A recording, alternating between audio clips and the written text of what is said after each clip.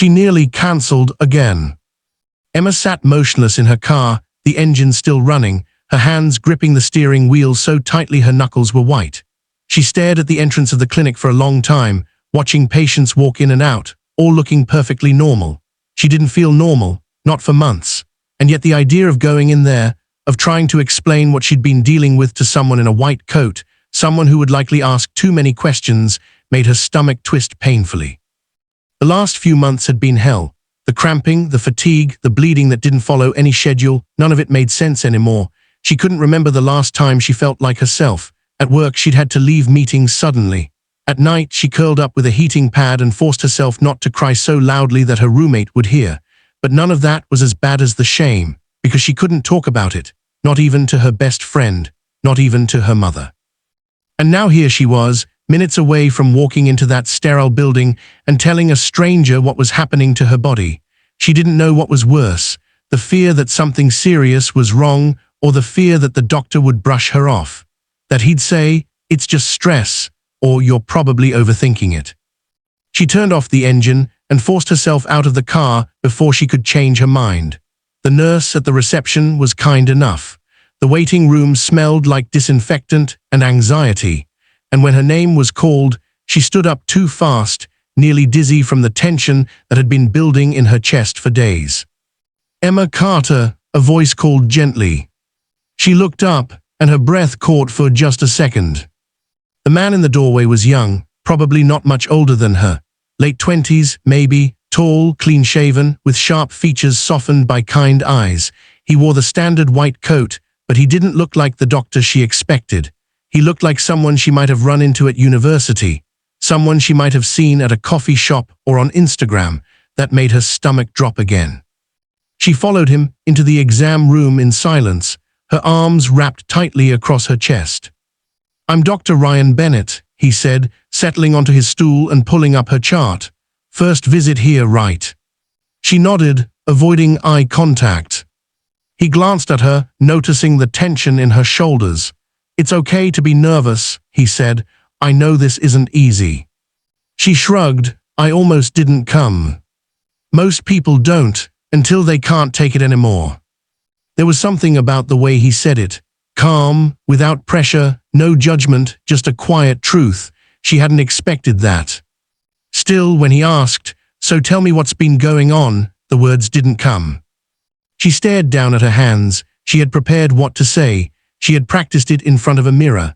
But now, sitting across from someone her age, who looked so calm and confident, she felt small, embarrassed. She was wearing a tank top and a long skirt, comfortable clothes, but suddenly she felt exposed, like he could see right through her. I don't know where to start," she whispered. "Wherever you want," he said. Emma opened her mouth, then closed it again. And then, after a long pause, she said something she hadn't even planned to say out loud. "I thought it would be an older doctor. I thought it would be easier if it was someone else." Ryan nodded, not offended at all. "That makes sense. Talking about things this personal is hard, and I get it. It's harder when you feel like you're talking to a peer." She looked up, surprised. "You're not going to act like I'm being silly?" "Not a chance." That broke something open. Over the next 15 minutes, she told him everything. Hesitantly at first, stumbling through the details, the constant bloating, the stabbing pains, the moments where she'd black out from sheer exhaustion. She told him about the bleeding, about how unpredictable and heavy it had become, how she was terrified to go out sometimes, afraid she'd be caught in public needing a bathroom she couldn't find, how she'd started skipping meals and making excuses not to go out with friends, how her relationships were suffering and she hated herself for it. She couldn't look at him the whole time, but he never interrupted, never made her feel rushed. He just listened, pen tapping occasionally, brows furrowed in concentration. When she finally ran out of words, the silence was thick. "I feel broken," she said quietly, "and I didn't want to be looked at like some fragile thing." Ryan set the tablet down. "You're not broken," he said. "Your body telling you something, and now we're going to figure out what it is." He explained the possibilities: endometriosis, PCOS, fibroids, and the tests they would need to run. He broke it down clearly, respectfully, and made sure she understood every part. And when she began to tear up again, out of sheer relief this time, he gently handed her a tissue without saying a word. In the weeks that followed, Ryan became more than just her doctor. He became her safe space. He checked in regularly. He explained the results of each test with the patience of someone who truly cared. And when the diagnosis came, moderate to severe endometriosis, he sat with her in silence for a moment before saying anything. She was scared, but she also finally had a name for what had been haunting her life for the past year. From there, things began to change. With hormone therapy and lifestyle adjustments, her symptoms became more manageable. She saw a specialist who worked with Ryan. She even joined a support group of women going through the same thing, where she met people who reminded her that she wasn't alone. And one day, months after that first painful visit, Emma sat back in that same exam room, arms no longer crossed, posture no longer guarded.